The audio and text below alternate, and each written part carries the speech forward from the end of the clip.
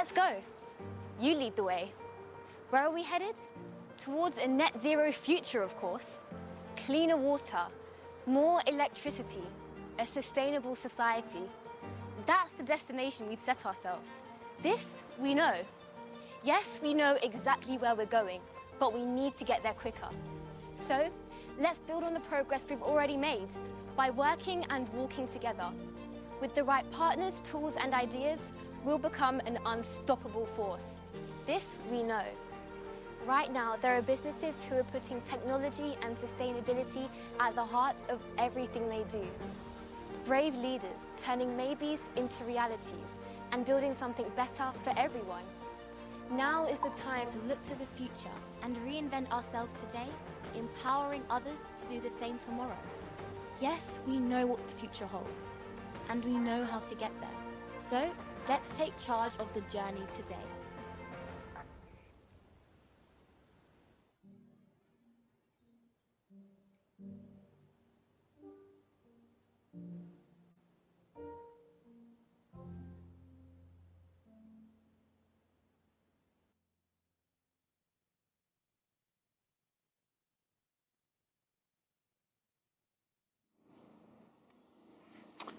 Welcome, everybody.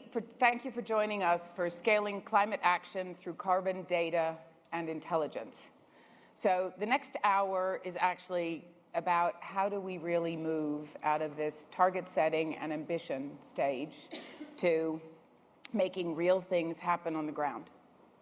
Because the reality is we're not going to actually hit our targets if we don't do some things.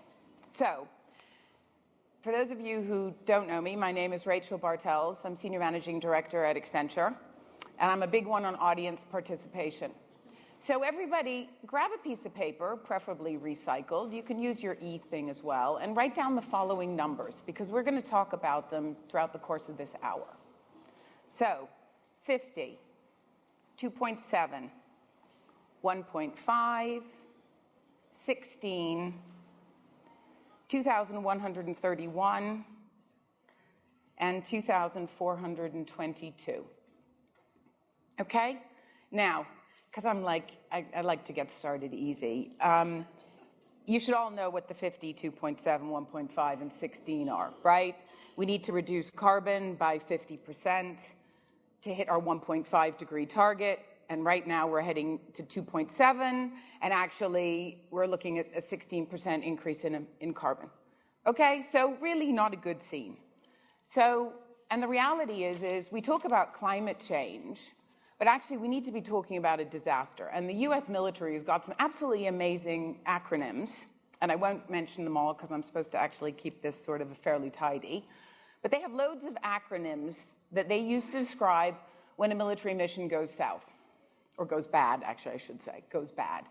And the reality is we're going to have to invent a whole new vocabulary because we're going to be in a world of hurt. The weather, we're going to have more pandemics, more health issues. Water is going to be even a worse issue than it is right now. We're going to have food production problems. You know, it's actually going to be really, really difficult. So this whole topic about how we actually scale action is really, really important. Because, you know, whether you look at the Stern Review or you go look at what the World Bank says, everybody is saying, oh my God, we're going to have 25% reduction in GDP or 15% reduction in GDP, depending on which time range you use. And the reality is we lost 4.3 during the pandemic in the last 18 months. And how did that feel? Felt pretty awful. So it's time now for action, not just talk.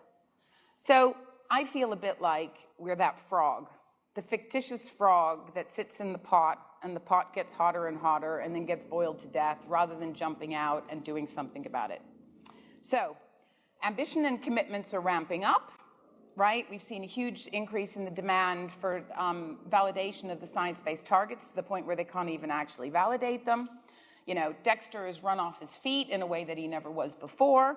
We've seen ambitious standards released. There's almost 4,500 companies that have committed to the race to zero. So you know what? We're all ready to go.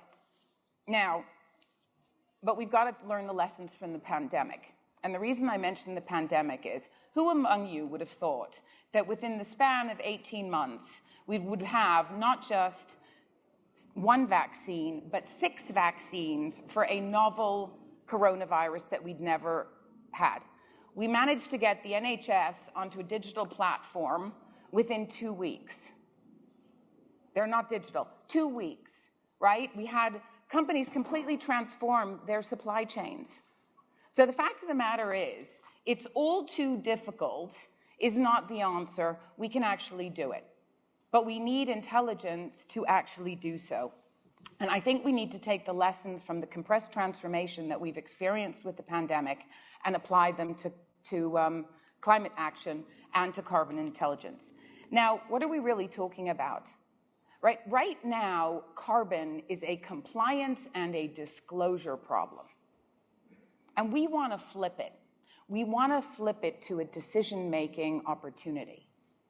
Because actually, we should all be taking decisions about carbon every single second of the day.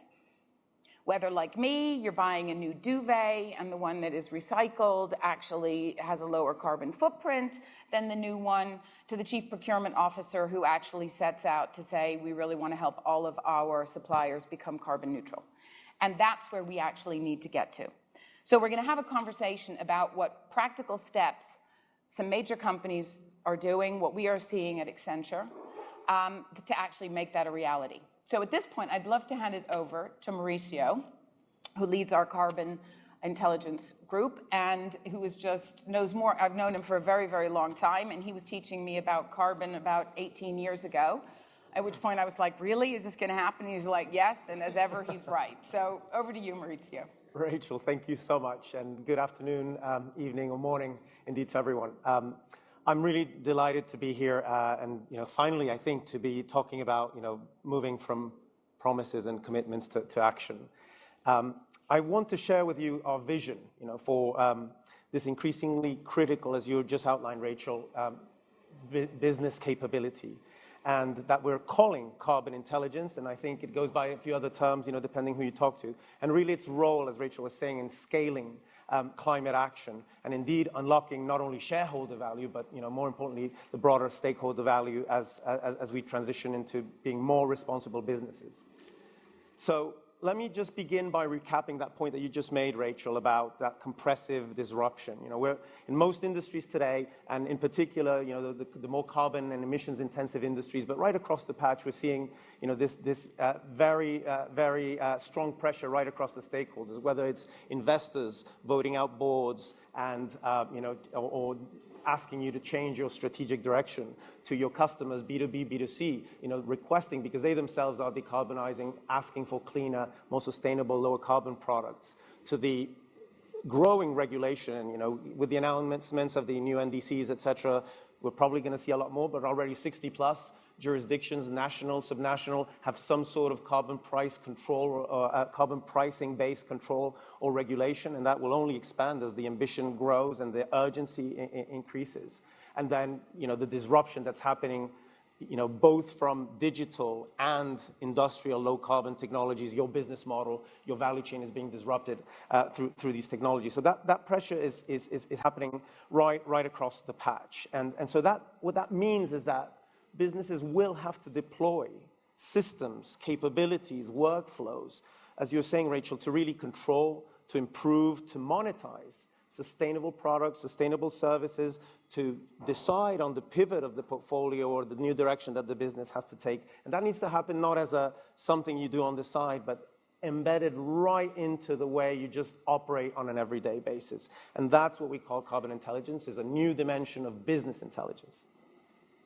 So we believe that carbon intelligence will be really a growingly important, increasingly important value lever for businesses, helping grow revenues, helping reduce cost of capital, helping reduce operating costs, but also helping with compliance with these new regulations, with these new disclosures and pressures coming from the stakeholders, and indeed helping you differentiate in the market, increase brand value.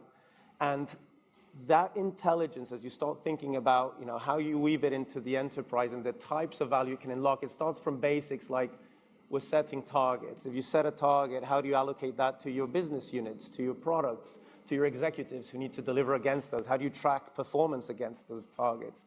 To starting to look at how you optimize your assets and then later on your portfolio. So we manage today for throughput and safety and raw materials costs.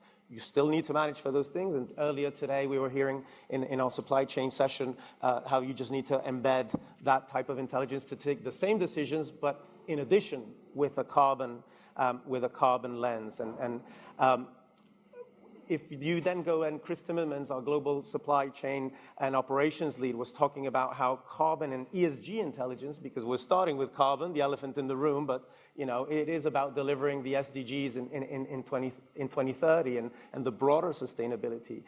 Chris was talking earlier today around how that's already today a major driver for cost reduction, but also innovation and Scope 3 emissions reduction in sourcing decisions and supply chain. We're seeing that with many of our clients right now.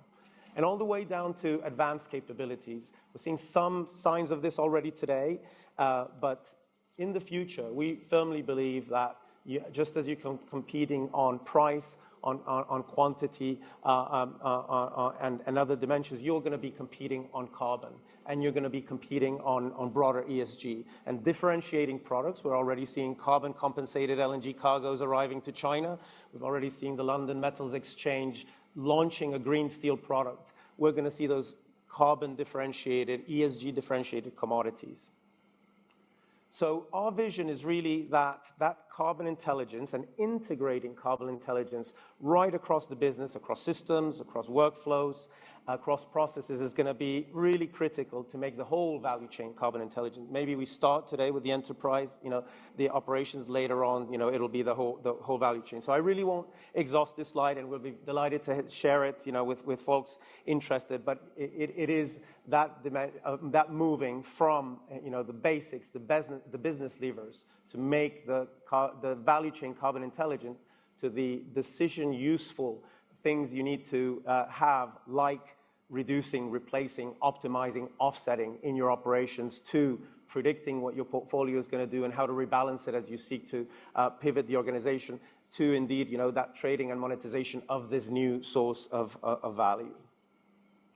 So let me begin by making the point that making the enterprise carbon intelligent is not about a carbon platform where you have full visibility of the carbon flows and carbon stocks that you might have across the enterprise. And as Rachel was mentioning earlier on, we're starting to call this the old world of CSR, the old world of annual or quarterly reporting. And we're moving to this new world where, every day you need to make decisions. And some of the systems and processes and capabilities that were created for that old world, which are still very relevant today, I'm not saying they're not, are not fit for purpose for the future carbon intelligent enterprise. This is a process in which you're going to have to take from the systems of record, from the data. You might have some of the data today. There's some data that you don't have that you're going to need to produce. You're going to need to convert that into insights through analytics and other processes. You might have some of that analytics today. Some you're going to have to build into the systems of engagement, the decision tools, whether that's for sourcing, whether that's for trading, commodity trading, whether that's for product innovation and development. It's more of an integration exercise than a development of new platforms. So what can you do tomorrow? I mean, we're here focused on, getting to action as fast as we can. So we think you need to build a foundation, put this on your CSO, Chief Strategy, Chief Information, Chief Digital Officer's agenda. Then you need to enhance and evolve. Ultimately, this means, and it's not going to happen overnight. Part of the reason I think why our CEO, Julie Sweet, says sustainability is the new digital. This is a journey, and it'll take a while. But you're ultimately going to have to map all of these sources of carbon data right across your value chain. And then finally, you begin integrating that carbon insights into your organizational KPIs, integrated KPIs, and begin and enable your enterprise to start to capture that value. So Rachel, back to you, because what I'm really looking forward to is the discussion we're going to have with our fantastic panelists here. No, that's great. Thank you, Maurizio. And I think actually being practical, we've got some really great use cases and interesting examples and lessons learned from what's worked or what hasn't. So let me switch over and introduce our panelists. And I'm joined by some old and new friends, as I put it, because actually I remember the last time Ahmed and I were on a panel together was also in Scotland. Do you remember? Because it was in Aberdeen, actually, so clearly an oil and gas one. But let me get started. So first off, somebody said to me once, you know, Rachel, everything on this planet is either extracted or grown. And we have got somebody here from BP, somebody here from Anglo American, and somebody here from Unilever, as well as Dexter from the CDP. And, you know, I think when you think about organizations that rely on things that are extracted or grown as their organizations, then we've got a full set. So Pierre Herbin has been working in the field of sustainability and carbon for over 30 years. Totally passionate about this because of the future of the planet and his family and children. He's worked in research and innovation in this topic, and he's really brought that to the fore. So we're going to hear more about what that really means and how you make change happen. He's also chairman of the IRIAG, which has actually drafted the roadmap to carbon neutrality and circular economy for the process industries. And I love that because it's actually about practical road mapping. So I'm delighted you're here, Pierre, to share what's happening at Anglo American. So next, Ahmed. Ahmed is responsible for digital production and business services at BP, which is a mouthful of a title, but is actually also a huge job because his job is to actually pivot how BP produces. And so as such, you know, he's really passionate about how does he use this opportunity to actually not just improve the carbon position, but also manage the problem of energy equity. Because, you know, it's really easy for all of us to say fossil fuels are dead, but the reality is those of us in developed nations would be less impacted than those in developing nations. So actually, how we have a path of equity through the transition we need to make is really, really important. So great to have you with us, Ahmed, and thank you for getting up so early. So then we're also joined by Dexter, who leads the Carbon Disclosure Project work that supports companies in working out how they truly become sustainable. And it's really about how do you measure your economic impact. And he was already busy like years and years ago, but that has actually only increased. He tells me he has a picture of Dorian Gray up in his attic. So I'm totally jealous. But when I asked him what led him down this path, because in his prior career, he was in supply chain services that involved flying goods around various countries from the factories that had it to the factories that needed it. And he actually said, you know, I watched An Inconvenient Truth. And I think An Inconvenient Truth, the Al Gore movie, is one that resonates with quite a few of us. But, you know, Dexter took that as really being, you know, one of his major markers to move jobs and careers. So it's great that you did that. And then last but definitely not least, because Unilever is a complete powerhouse in the area of sustainability and has been leading the charge well before it was popular.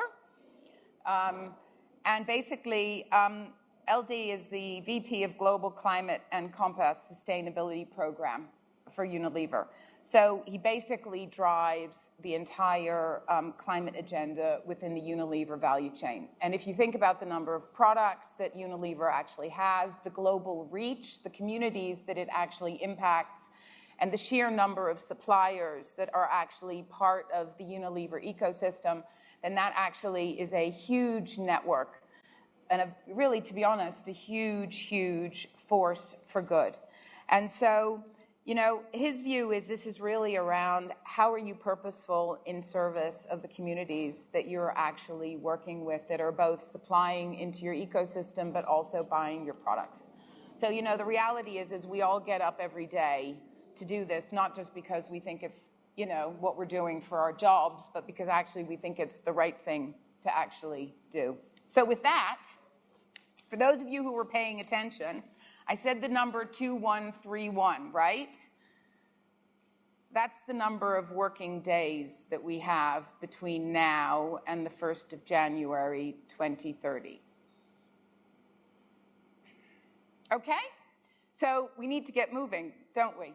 So with that, let's get started. So the first question I have for the panelists, and I'm going to pick on Ahmed to start with, is really around the value case for carbon intelligence. You know, along the lines of why bother, right? And the oil and gas sector is under tremendous pressure, obviously, to define and deliver on its decarbonization agenda. And so, Ahmed, it would be really great, as when you think about carbon intelligence, you know, how you view that as having an impact in helping BP deliver on its decarbonization agenda. Certainly, Rachel. Thank you for inviting me on behalf of BP today. It's a pleasure to be with you and speak to the people attending the meeting. So at BP, we've laid out energy transition objectives in the form of aims, we call them. And the idea is these aims help BP get to net zero, help the world get to net zero, and do this in a sustainable and equitable manner. I'll pick a use case. So we all know that methane has far greater heat trapping potential than CO2. And if you look out, you talk about the next 10 years. Well, if we want to get ahead in the next 10 years and start making a real dent in greenhouse gas, trapping, it's reducing methane emissions. And this will be a big step towards a net zero planet. So one of our aims is to install methane measurement across our major oil and gas processing sites by 2023. So again, back to the point I think, Mauricio, you made, that we need to be specific, we need to be action-oriented. So we aim to do the surveillance, and we are working on several partner companies to actually get the surveillance from different types of imaging consolidated and sorted, then publish the data, and then improve by driving a 50% reduction in our methane intensity across our operations. Now, in terms of the value case, emissions reduction and operating efficiency go hand in hand. As we reduce methane emissions, we make our business better. And here, a couple of enablers. So, you mentioned, I like the description you've given to intelligence, carbon intelligence. It's a huge enabler. And data, good quality data is the lifeblood of decision making. And as we connect carbon intelligence into our core operational workflows, there are many more opportunities that we can see beyond methane, such as optimizing spinning reserve, emissions trading, and you mentioned ESG differentiated offers, just to name a few. But I think the main point is the key is to act, and even small steps, when we take them each day, can lead to big results. And actually that puts BP ahead of the curve, given Biden's just made that announcement about actually reinstating all the regulation on methane for the United States, which is great news. But it just shows what you can actually do in a short space of time. What I also like is this is an and. I mean, in an earlier presentation, and there will be a recording, so I tell all of you to go look at it. Chris Timmermans, who is our supply chain lead that Mauricio actually mentioned, actually talked about this is an and. This isn't about sorting out your carbon or your sustainability and having a good business result. This is actually a new sweet spot. And he's quite right in us being able to achieve that sweet spot, and we see plenty of those examples. So Ahmed, that's a great one. Pierre, obviously this new sweet spot, right? So where we do good and we actually do good for business as well, is really about how you drive innovation and how you think differently around these problems. And, you've brought a lot of your innovation background to your role at what Anglo's doing, and I thought it would be really good if you could just share how you think of carbon intelligence factors into the innovation agenda and how it can enhance decision-making for new things. Anglo's got its mission of reimagine mining to improve people's lives, and obviously reimagine does require some innovation. Thank you so much, Rachel, to have invited me here. Yeah, maybe I go back 1 year ago when I joined the company. So the first thing, I had a talk with the CEO and a talk with the CTO who recruited me, and they said, can you make it? Can you make it big? So you have a company where from the top to the bottom, it's not only the new generation who wants to save the planet, but the former, from the top to the bottom. So there is a kind of DNA in the company which tells you, yes, we can make it.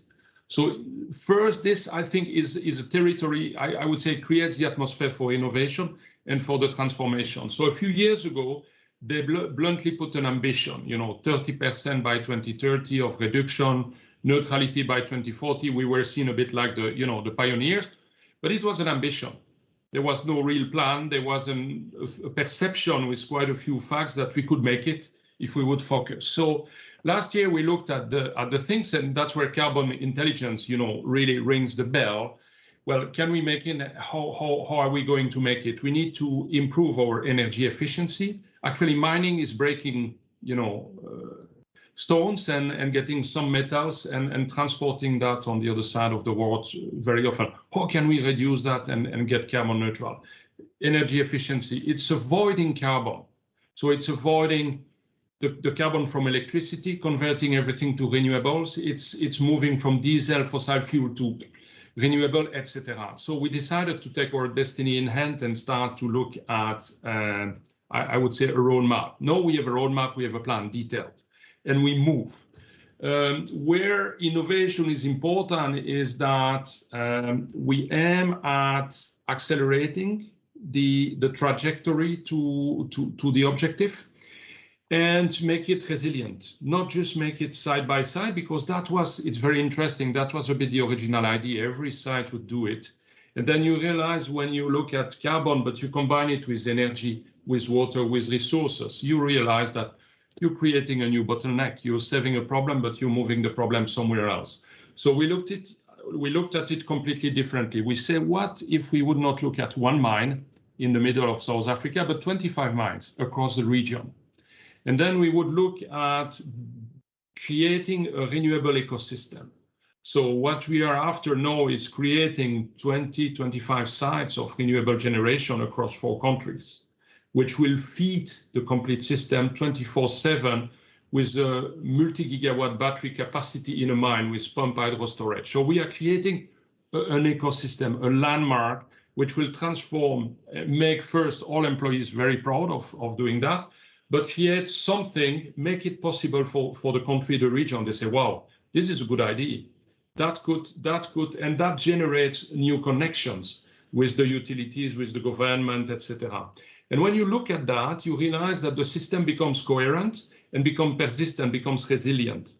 We look at always the carbon. What's the carbon see-through across all that stuff? Do we meet it?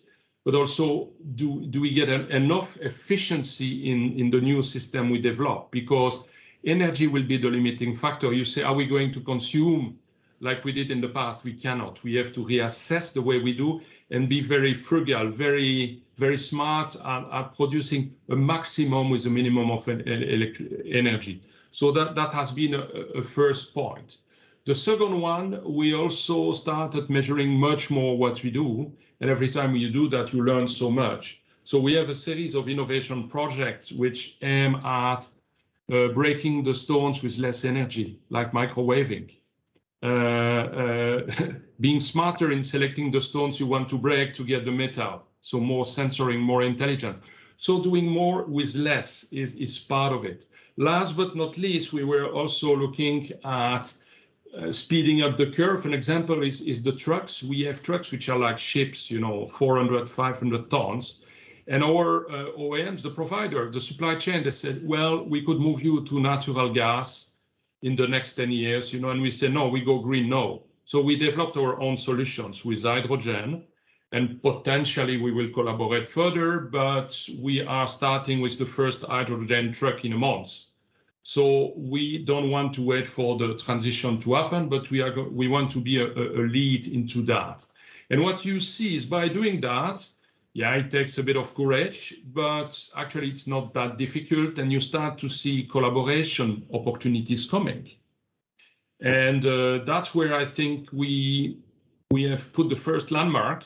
We are nowhere towards the achievement, but the first step is realized. And what we have seen by designing that, we have seen an option to get there in time. And this is better than ever.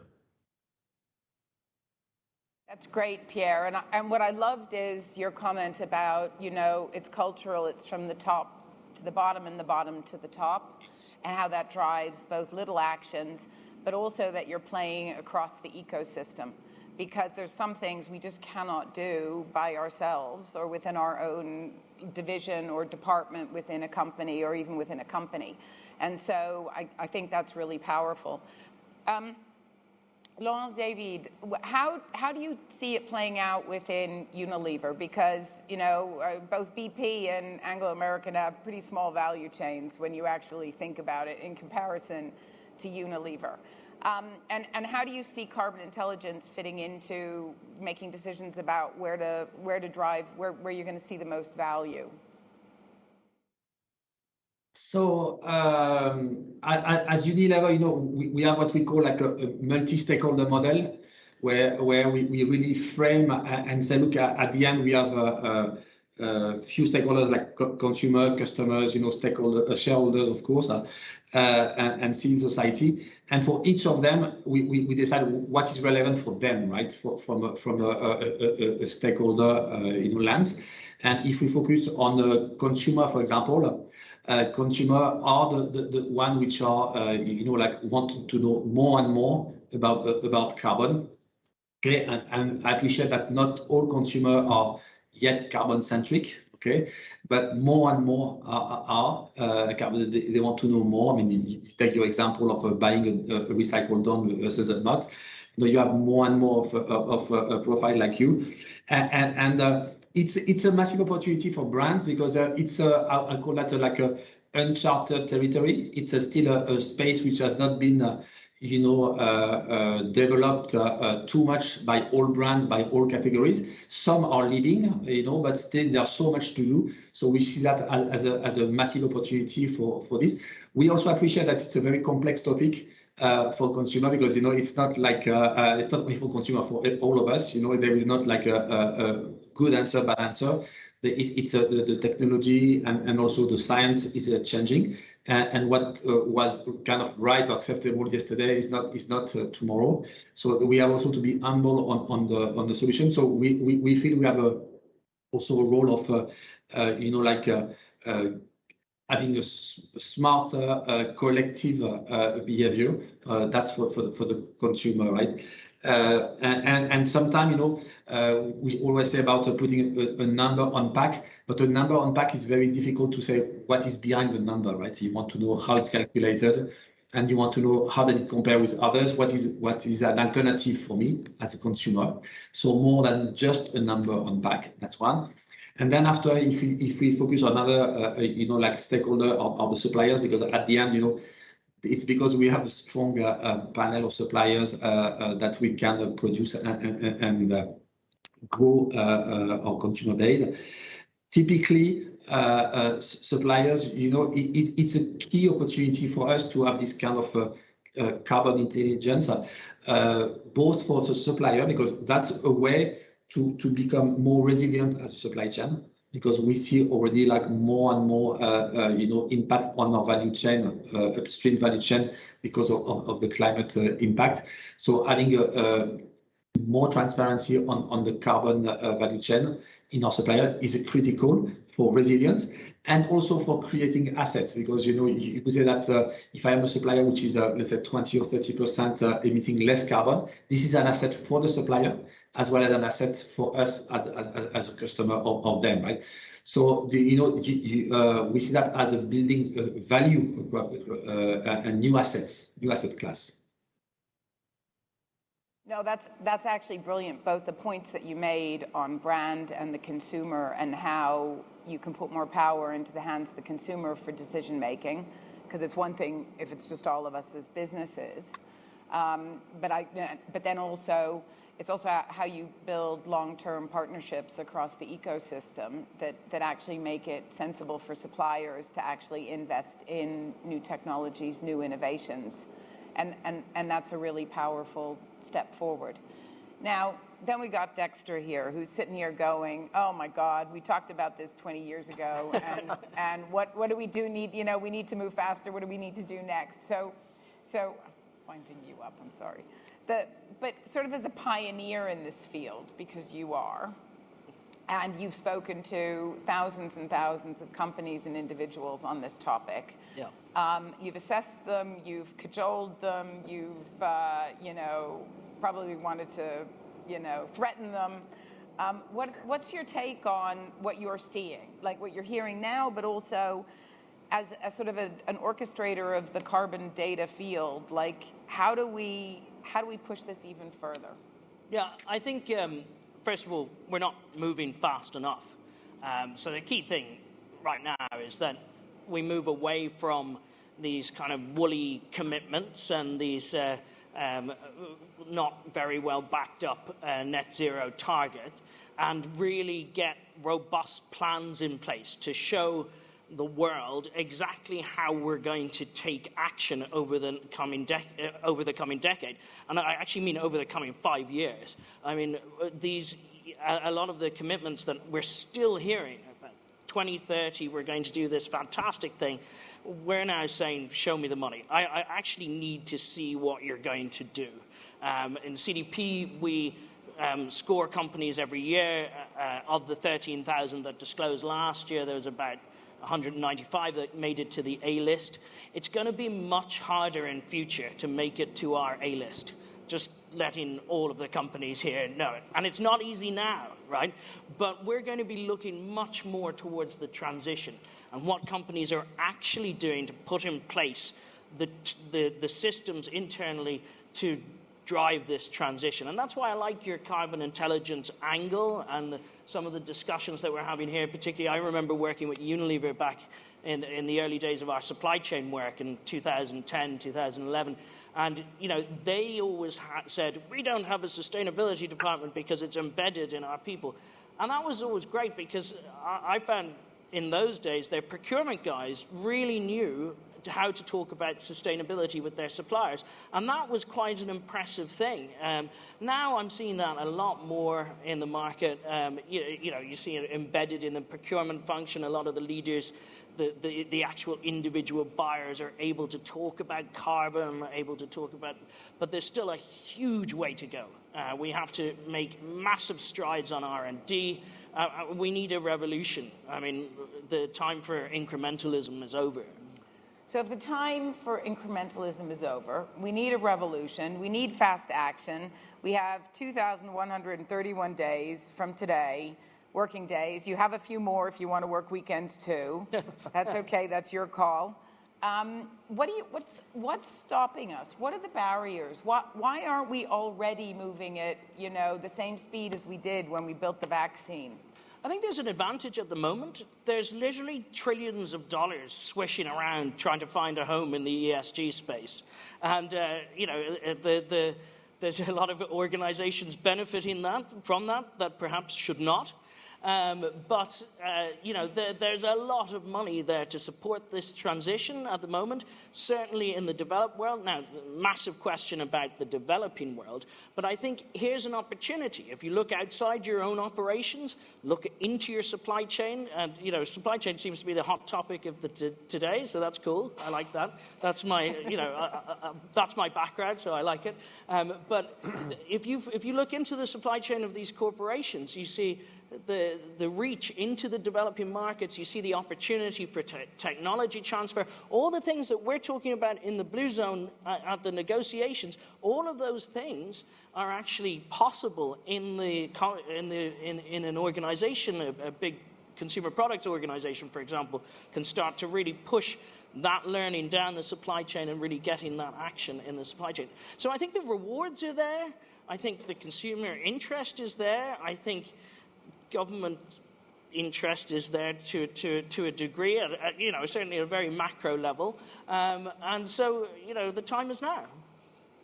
No, I think that's good. I suppose I keep thinking about the deforestation pledge and the fact that the headline should read, deforestation will continue till 2030, as opposed to they've made a pledge to stop it by 2030. So, but anyway, Ahmed, BP's gone through a major pivot. And BP has tried, I mean, this isn't the first time round BP has really tried hard on the sustainability front. Because I remember the Beyond Petroleum days, right? And the tries into solar, wind, et cetera. When you think about the whole decarbonization agenda and the barriers, what have you seen as the big ones that and how have you overturned them to get BP really moving much faster than it did in the past? Rachel, I'll take us back to the time when you and I were together in Aberdeen a couple of years ago. I think it was a little more than a couple of years ago. At that time, we were looking at completely reconfiguring the way we managed production in the enterprise. And since then, what we've done is we've implemented a digitally enabled operating model transformation in our production business.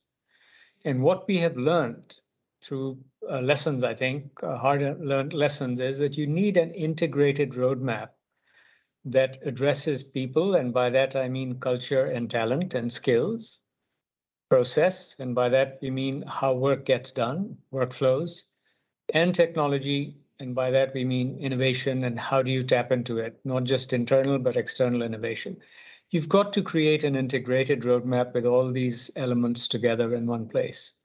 And when I think of carbon, and let's pick up carbon intelligence, there are two different things. One is investing in carbon intelligence, where you weave carbon through all of your data pipes inside the company to where you can actually mix and match different components into business propositions. That's one thing. Second thing is getting value from it. And the first part, getting the tools right, integrating reporting, forecasting, optimization. I mean, it's hard work, but it's not the biggest hurdle. The biggest hurdle always in a transformation is adjusting organizational and supply interfaces. As we've talked about, workflows, operating model. How do you work? How do you work in a joint venture versus what do you do on your own?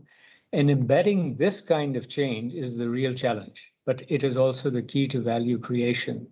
And that was what BP's reinvention that our CEO Bernard Looney launched last year was all about. It was effectively creating a different kind of company that's more a solutions-oriented, integrated energy company.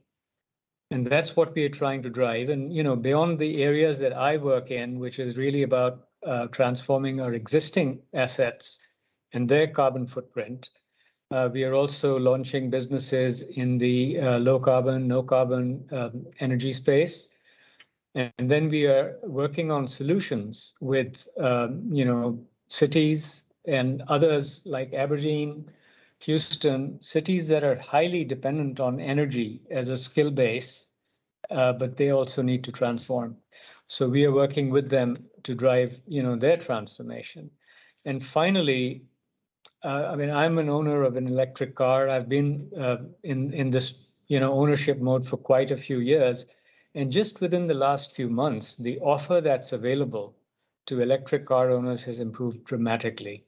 And companies like ours are investing huge amounts into it and creating partnerships that will improve. So I think reinventing the consumer offer is a big leg here as well to sustain the transition at the consumer stage. So those would be some of the things I would say could enable, but you've got to take an integrated approach. I like that. I also like it was, you got to take an integrated approach. You need a roadmap, and the roadmap needs to include people. And it's actually about your operating model. It's about your workflow. Yes, you need the technology, the systems, the data, but if the people aren't able to use it or don't have access to it, then you know what, it's a waste of money in effect.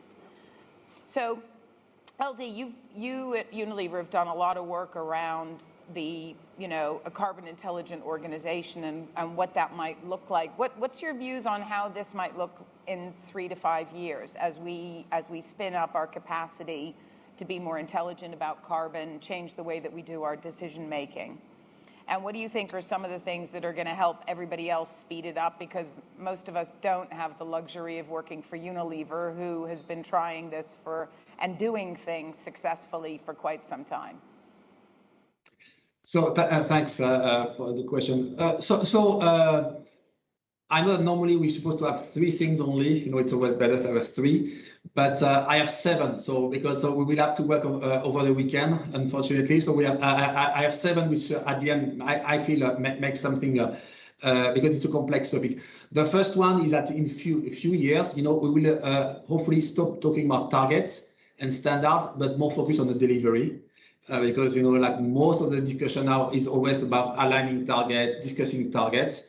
While we talk about that, we don't move the needle, right? So that's I hope in 3, 4, 5 years this will be all settled.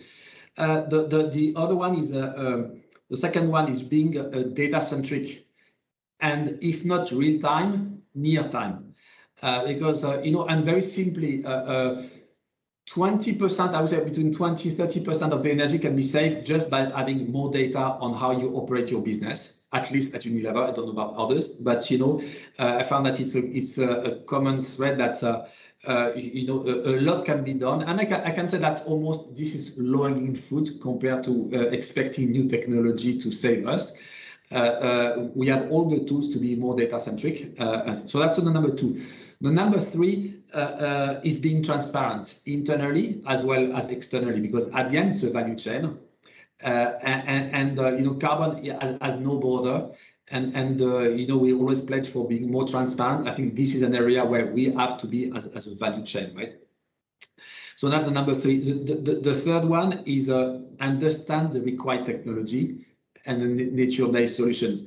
Too often, feel that we have like a illiterate discussion because we don't understand the technology or we don't understand the solution, which makes difficult to make decision when you are in that space. So it just raised for us the need to really be on the edge on being more thoughtful, more knowledgeable about the topic, and that's something which I feel is super important. The fifth one is really to make, as we said before, to drive decision by being all decision to be done by being carbon informed. It's carbon informed decision, and that has to be like embedded in the decision. We think the one before as the 6th one is when it's building an ecosystem. We can't do that alone. But this being said, I see too many companies, still making something and after trying to sell their solution. This does not work because all these big companies have all egos, and there is always a sort of not invented here. So it needs to be, I would say, ecosystem native, or collaborative native than collaborative after. Okay, for me, so that's because too much we start fast trying to develop something, and after we spend a lot of time of selling and nobody wants to buy. So collaborative. And last but not least, we have to run an internal transformation on culture. And culture, is the talent, is the incentive. We will have to repurpose some of the work. So that's the 7, the 7. So I mean, it's a bit long, but at the end, they all address a dimension of a complex problem. Weekends, clearly, so we can and we have to work on weekends. We can definitely get it done. Yes. So Pierre, ecosystems, I'm going to pick on point number 6 that LD just mentioned. So ecosystems and partnerships, right? Because you've been looking at that as a topic at Anglo American to see how you can actually drive change faster as part of your innovation and everything. So what do you see, the lessons you've learned from driving that and where you want to push it further? It's a very good point. Staying with South Africa or the African region, I mean, we have many preconceived ideas. We know we are full of clever people, and Diego is playing, so we have the solution.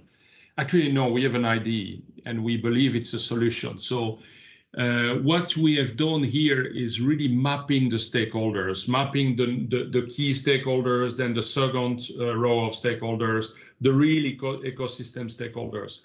making sure before you run, you really understand what it takes to transform what you want to do. So we early took discussions with government, with regional authorities. Around some of our mines, we have 23 communities, which each of them will be impacted in a way or another. It's about jobs, it's about space, it's about utilization. So all these elements are key to the development of the things before we run. Of course, we speak about energy. We need to speak with energy players, utilities. We speak about innovation. So we also have networks of universities working, helping us. So before we start, I mean, we have established what we call a real stakeholder engagement plan. And again, there, it's not only carbon, but environmental, all the ESG are being factored there, with carbon at the center, certainly for that. But that's the way we have done. And initially, we did not believe it would work. You know, it's too big. But I said to my boss, it might work because it's big. And the president of the country said, wow, I really like the idea. So let's move. So we have support from the top in the government. There are still many discussions because it needs to transform into regulation and actions. But the sense of urgency is there, and you see that other players start moving. What we also did is to look at ways we could develop or faster an ecosystem, not just for us or, you know, as we say, around the mine, but the wider one. Hydrogen is an example. So they are like in South Africa or Chile, Hydrogen Valleys project, where we take part. We are co-lead, co-constructor, whatever you call it, with people who are in the petrochemicals, who are in completely in agriculture, in infrastructure, where we said, well, if we want to, because what you don't want to do is to recreate another mining industry with no carbon. You want to create a new mining industry, create a new society. So actually, we need that brain. We need these billions of ideas and needs to coalesce into something that will be coherent for what we are after 2030, 40. So that's where actually we're learning a lot and actually involving much more people than before. And I think we see us as an actor of a change more than sometime as a leader of the change. You know, it's and I think it's also, I see it with our CEO, that modest or, you know, cooperative approach is much more, I would say, facilitating that transformation than any other approach. Well, it's interesting because all three of you have actually used the word humble about how you're trying to push change forward, working with others. And I think that's a really, when you talk to those leaders who are really trying to be responsible businesses, it's about saying we may have a good idea, we may have the deep pockets to make it happen. But the fact of the matter is we cannot do this on ourselves. And even if we had the greatest idea on the planet, that's not the point of this. The point of this is far beyond. And I think that is a very powerful, powerful message. So, Dexter, you see a lot more industries. You see a lot more different types of companies. What other things they've talked about culture. They've talked about tools. You know, they've talked about, well, we've got our list of 7 from LD, but from moving to delivery and data, what other areas or what have you heard that you think, oh my God, those are really the ones that you are seeing as like a common refrain amongst those who are moving fastest? Yeah, well, I have to call out Unilever with the transition plan, right? Having your transition plan signed off by the board is a hugely powerful piece of the puzzle, and this is going to get more and more important. I think also having your net zero target signed off by the new Science-Based Target Initiative's methodology, which we're very happy with, which brings some discipline and rigor to that area. I think seeing how integrated this is into individual team members' KPIs and leadership KPIs, actual financial incentives are actually linked to their performance on this. That is a massive change driver. I've seen that day in, day out in procurement, but you see it across the board in these organizations. In fact, some of them have linked their senior incentives to their CDP score, which again means that they get very robust, challenging questions to us at the end of the scoring cycle. But I think there's a lot of really exciting stuff out there. There's a lot of big systems change. There's a lot of innovation around new product. I think one of the tools that I've seen in some organizations, L'Oreal, for example, have this tool that they call their Spot tool. And it allows their product innovators to work out straight away what the carbon and climate and other environmental impacts of an idea are at that early stage. So they can say, okay, if I could put a little ribbon on this product, it's going to increase the carbon cost of it. And that's actually super helpful at that early stage. So, I mean, there's so many solutions out there. I think also opening yourself up to what the financial markets are demanding right now, which is, net zero commitments across the board. And they're starting to build up, a lot of the big investment houses are starting to build up real strong capabilities in this area. So they can really assess, they're starting to really be able to assess the quality of an organization's commitment, whether they're likely to do it. So opening that dialogue with the investor stakeholders now more, that's going to be really crucial in certainly getting your executive leadership team on board in a way that perhaps it wasn't in the past. No, that's really good. I think this transparency and this actually being open to working with others is actually a crucial component. And I often think about, I had a conversation with the old CEO of Dow who once said, we once did this benchmarking where we came out like in the middle and it was on safety and they were horrified. And then they went and they didn't fight the rating.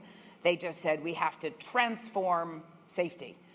And then they transformed and then they did the projects and they literally got the next rating. And then the rating organization came back to them really sheepishly and said, last year you were actually in the 90th percentile.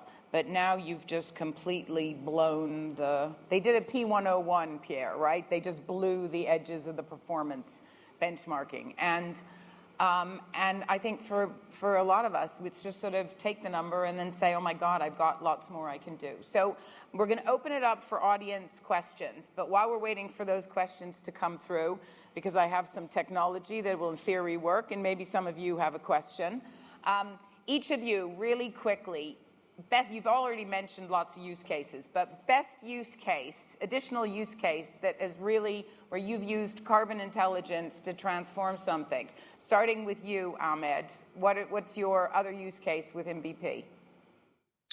The main use case for us is reducing methane emissions and secondly, improving the energy efficiency in our production and manufacturing processes. These are the short-term use cases. And beyond that, just like I mentioned, growing investment in low carbon energy and redefining our convenience and mobility offers, which will have carbon intelligence built into their systems from the get-go. They actually call it carbon aware production, and they've put workflow in place so that as the operators, the supervisors are actually doing their daily jobs, that they are actually aware of the carbon implications of what they are doing on the ground, the people who are making the decisions. So it's a really, really good program. Pierre, any other use cases you want to add?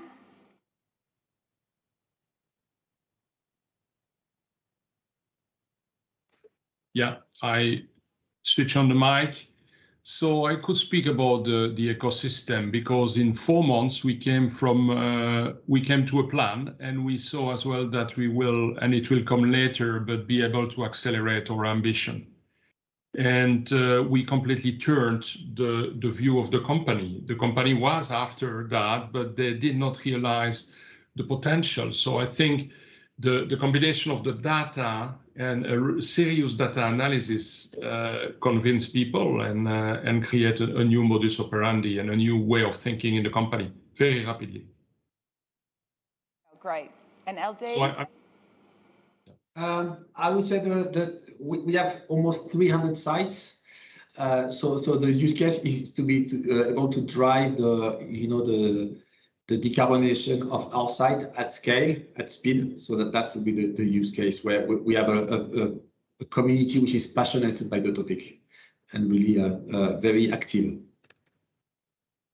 think that's great. So actually, we've got a bunch of questions, or at least they're faking us out and saying we've got some. So a specific one to you, LD. Carbon intelligence at the business level is one thing. How about at an individual level? So what are people who buy your brands looking for? So I would say it depends. Short answer, it depends, because we have to be fair that as much as we are talking about carbon today, even just on sustainability, many people are not carbon centric. And it's not good, it's not bad, that's the reality. And we talk about the complexity of carbon, but there is another one coming, is the biodiversity, which is much more complex than carbon, which is the next, for me, the every challenge. And we have to address, so as far as consumer, as individual, it would depend on really the country and the type of product. But overall, I would say that as individual, as I said at the beginning, more and more people are wants to do good, and if they don't want to do good, they want to have informed decision when they are buying a product. No, I think until we get to a nutritional analysis level for carbon, I think it's going to be hard to actually have, some kind of equivalency for brands on carbon. But I think you have to keep asking the question, right? And so there'll be some greenwashing, but if you don't ask the question, then you know what, we don't start the process. And if you don't signal you're trying to make decisions on that basis, like me with my duvet cover, remember, then we won't see the brands responding because they can't see it. There's a brilliant question here, and it isn't my own. Are legacy systems, and more importantly, cultures, ready for carbon intelligence? Is this optimization or reinvention? And Pierre has already talked about the fact that the culture at Anglo starts at the top and comes from the top and the bottom. But I'd be really interested, you did mention people, Ahmed, and you are head of digital transformation, right, which involves systems and technologies. How are you handling this whole thing about legacy systems versus new systems versus, how's that working? Well, it is clearly a complicated space, so I'll start with that. But I think there are a couple of things to hold on to here, Rachel. One is that, signaling change from the top, the intent. That's where the aims come in, investing into those aims. Then we've talked about aligning reward and incentives. So everybody in BP now is incentivized against our energy transition, everybody. So we laid out a different compensation scheme last year that Bernard laid out, which makes everybody at every level in the company an equity holder based on our ESG performance. The third thing is you've got to do something that's actually good for the business and good for the people. So in my team, people are excited about the energy transition because we know that the world is going to need our product, the product we produce today. It just doesn't want it with the carbon baggage that it brings. So that is a big driver for innovation. And my team in technology is extremely excited about that because we see a way to actually remain relevant to the world, provide the services and the products that the world needs, but do it with a much lower carbon footprint. So you've got to kind of, like Pierre said, you've got to join the top and all the way into the organization against the mission. You've got to invest into the mission, and then you've got to give people the skills to be able to relate to it. So we've had a pretty far-reaching training program for people around digital, and as we train our people, we are actually bringing them into squads and working in the Scrum methodology to try and deliver things very rapidly and bring different people from different groups together to learn from each other. So it's something that you've got to just keep working on, and it builds itself. Right. I think that's both optimization and reinvention simultaneously. So it's back to the and. So Dexter, there's a question for you in here. which, given it, you mentioned it, do you have a sense on how the new Science-Based Targets Initiative, the Net Zero Standard, is being received by those with woolly targets?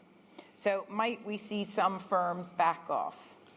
Yeah, well, I hope it's been received like an opportunity by those organizations to build some more credibility around their targets.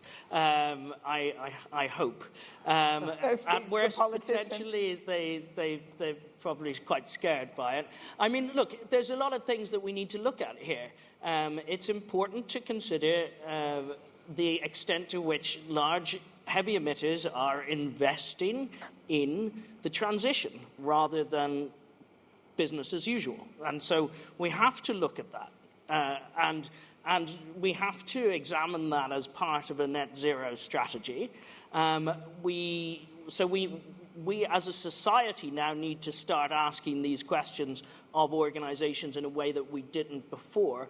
And I think media, the financial services sector, and the public writ large need these things, like the rigor of a science-based target methodology, to have a more informed discussion with an organization, right? Because I think a lot of this, our enemy over the past couple of decades has been you can bamboozle with methodologies and you can really kind of slow the pace of change by questioning the quality of this methodology and that methodology and actually focusing on the massive enormity of the systemic change required. And actually that wins you a little bit more time, but it doesn't make the change that's required. And so as the clock ticks, we really need to start taking action. And I think that if I look at the organizations that have been through it in the pilot, Ørsted, great example of an organization that's made a complete transition into this new renewable energy organization, and the markets are rewarding them like mad. I have friends on a WhatsApp group from school who are all terrible city players, and they work in various financial institutions. And for years they thought, oh, you're a weird carbon thing. And now they're like, battery storage is something that we need to get on board, guys. So it's a complete shift, and it's happening right now in front of our eyes. And actually the organizations that aren't, like, now's the time to take a punt and actually go, okay, yeah, let's throw a load of capital into this transition right now, because the markets will reward that. Look, I think there's a world of opportunity. Somebody earlier today said that Churchill said, a pessimist is someone who sees the difficulty in every opportunity, and an optimist is someone who sees the opportunity in every difficulty. And I think, we have such an opportunity to actually do transformation. Pierre, one last question from the audience. Carbon intelligence is in reach for the leading few. What do you see as catalysts that will help others to actually get to basic measurement and to start their journey?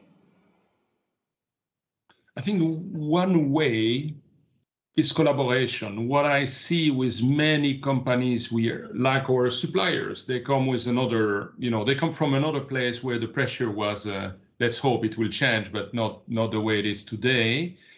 And actually, we start to share the narrative and the jargon, talking. And I think it's important that we establish that bridges, that it's not us and them, but it's us together.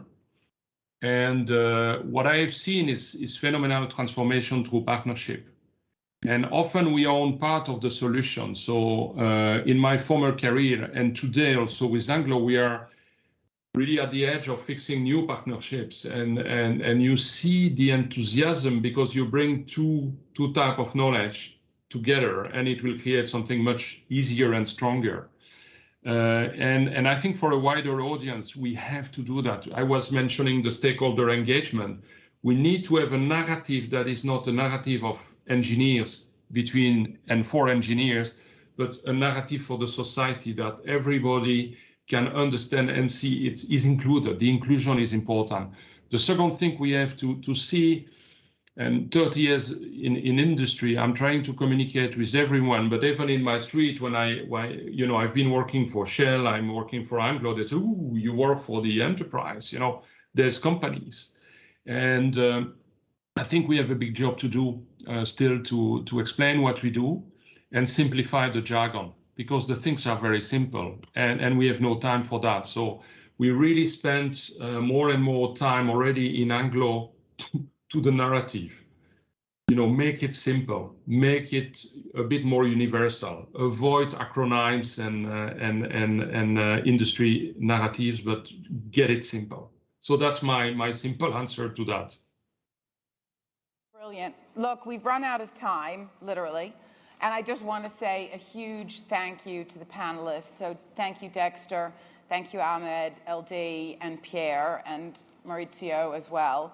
It's been absolutely amazing. And thank you to the audience for your attention and your questions. That was really great. So just remember, carbon intelligence is actually about how you put carbon into the center of your decision making and how you use it to actually drive actions and outcomes. So really think about that. This is about getting stuff done. So I had one number that I had you write down that I didn't cover, right? Which was 2422. So my ask of all of you is to write down the 2 actions you are going to take for 22 to actually make this happen. So remember, 2 for 22, because that's how we're going to do it. And look, it was great you were all here. I encourage you to look at some of the other sessions as well. And let's get to 1.5 or below. Thank you, everybody.